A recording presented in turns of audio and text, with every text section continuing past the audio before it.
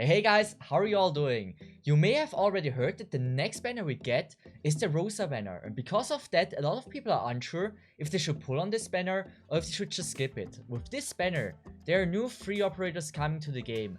The free operators are Rosa, Leonhardt and Podenco. And I really want to introduce those three characters to make the decision easier for you if you should pull on this banner.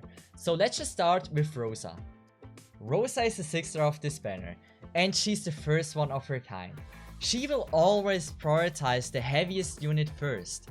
And not only that, her attack range is also really unique. She doesn't have the first and the second row, but the overall attack range is incredible.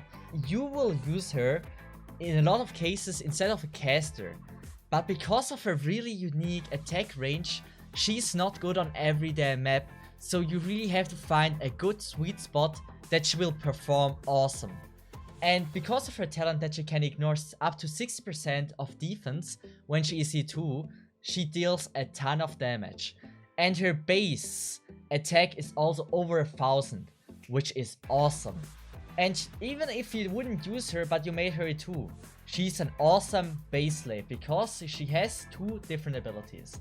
And one of these is, when stationed at the control center, for every operator from the Ursa Student Council in the control center, moral reduction per hour of all operators in the control center minus 0.05, which is really cool. And the other thing why I said she's an awesome base slave is, when stationed at the office, accumulation of networking resources plus 20%. Whenever a refresh count is gained, increase the chance of obtaining clues from Ursa Student Council, which is clue 4. And that is incredible because usually you always miss clue 4s, and having a unit which is able to farm clue 4s all the time is awesome. So even if you wouldn't use her and you build her, she's still doing a great job as a base slave. Because of she's a 6 star, she has 3 different skills. But we all know Arknights doesn't care about the first skill in most of cases, it's just up damage, which is nothing special. So her second skill is upping damage, but also attacking an additional target, which is also really strong, especially because of the ignore defense, and usually you fail because there's too many operators coming. So this is really strong. And her third skill, that's the reason why she's crowd control. She has the ability to bind 4 units and also have a damage increase on this one, which is really strong. And if we also think about the damage ignore, she also does an incredible amount of damage. Now, because of her skills and the overall build, I feel like she's a really strong operator, especially when you don't have a lot of good casters. So I would 100% recommending pulling on her if you're struggling with getting casters. If you have like no casters, then this is 100% a good unit to pull for.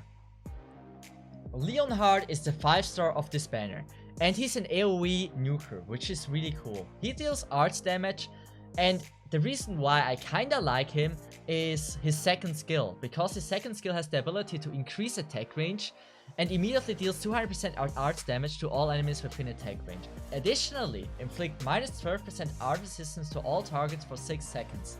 So he deals a good amount of damage and also does a little bit debuff on them, which is really cool. And not only that, it only costs 13 SP. That means his skill is so many times available. It also can hold 2 charges. So this is really nice. The only problem I have with him is he has a hard competition there.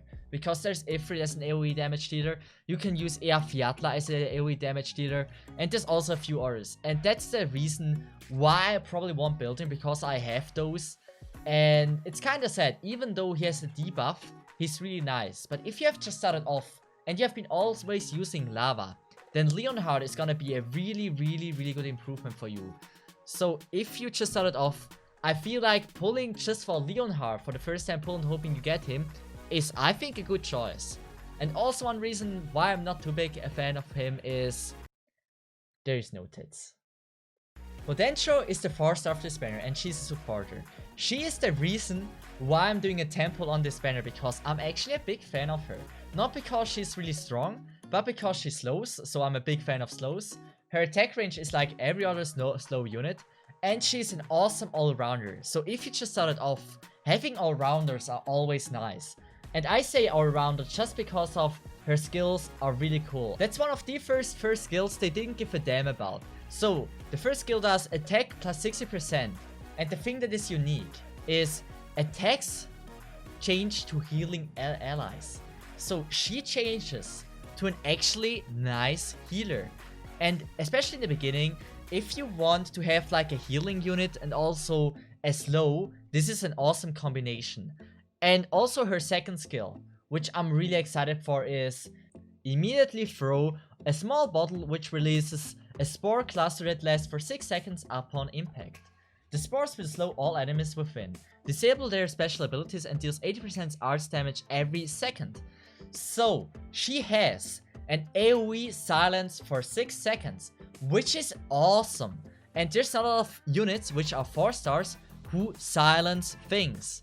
And when you just started off and you don't have a lot of silence units, or you are missing Lapland, then she will help you in a lot of stages, especially like 4.7 or just overall stages where are spiders or units that can stun you and stuff. And this is where she really performs. I don't say she's OP, not at all, but she is really interesting from her abilities. I love her silence, I love slow, and she has a really cool E2 art, or a cute E2 art. And so I decided she's the reason why I'm pre-farming, why I'm pulling 10 pulls on this banner, and I can't wait for her. She's my main reason. Istina is the other 5-star unit on this banner, and she's also a supporter, similar to Podenco, but also I'm not too excited for her, just because I always had Angelina, and if you have Angelina, she's the worst option of that. She's mostly used as a base slave, so if you do her, this is only because that you want her base skill, because she's able to farm Clue Force, which is cool, but other than that, I don't think she's crazy. She's not OP, not at all. So yeah, if you get her, not the best thing to get, but she's not bad at all. Those are the 4 units that are upped in this banner. Now, would I say, is it worth the pull on this banner? In my opinion, yes. But only when you don't have enough casters, when you're missing units that can take down heavy units, or if you are a beginner, then this is also like a really good banner to pull for, because you have a lot of arts damage things, which is really good. You have silence and stuff like that. So if you are a beginner, this is definitely a good banner to pull for. But if you have already a lot of things to do and stuff, the banner is not too crazy. And Rosa is not guaranteed, so Rosa is the one thing that makes the banner really awesome. And that means you have to pull at least 20 to 30 times to actually get her, like usually even more, like way more sometimes. And hey, if you're a beginner, 4 stars and 5-star India are really good. 6-star is awesome, will help you a lot. But I wouldn't go all in on this banner because it's not that incredible. But it's a good banner. So I really hope I was able to help you. If you like what you saw, please leave a comment, please leave a like, maybe subscription if you really liked it. And hey, if you have any other questions, please feel free to ask me. I try to answer everything. If you have any questions or things you would improve, let me know. I'm always happy to get nice feedback. And yeah, that was all for today. Thank you so much for watching. I really appreciate it, and see you next time. Bye bye, Have a good one. Ciao.